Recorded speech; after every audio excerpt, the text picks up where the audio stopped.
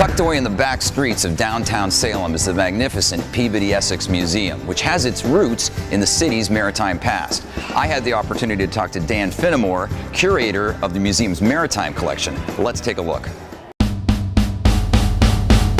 The museum was formed as a marine society by sea captains in 1799, but not just any sea captains. These were people who were specialists in trade beyond the Capes, as they termed it. So outside of the Atlantic Ocean, having rounded Cape Horn or rounding the Cape of Good Hope. So this was an exclusive group of mariners who had traded in the Indian Ocean and the Pacific Ocean just after the American Revolution. Very long distance travel. So to be a member, you needed to have done that, but you also needed to bring back an object from those places you had traded to join the museum collection. Right, and so that's what you have in this hall right here. We have stuff from all over the world. Places that are still considered very far away today. Right. They're 16 hours on an airplane. They were sometimes 9 months on a ship. Interesting. So that the people who saw these ships coming over the horizon were active players. They quickly figured out, what did these Americans who were coming to trade want?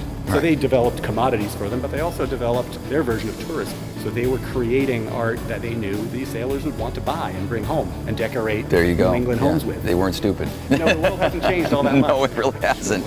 Well, tell us what your favorite artifact would be in the maritime collection. I can't say what my favorite object is in the whole collection, but today my favorite object might just be a stick that was found on the island of Tristan da Cunha in 1804 that had been left by a sailor who was presumed to have been drowned. His name was actually James Drown, but it was a calendar stick, and he was the only surviving crewman. The ship was wrecked. He was the only one on the island, and for 175 days he carved a notch every day into his stick. And then when a ship came along, he got aboard, but he left his stick on the beach. So the next ship that came along and found the stick thought this was the last surviving remnant of James Drown. Poor guy. They brought it back. It was put on display in the museum here. It was written about in the Salem News. The Drown family came to see it. Oh, poor James. 11 years later, James actually walks back in. He resurfaces.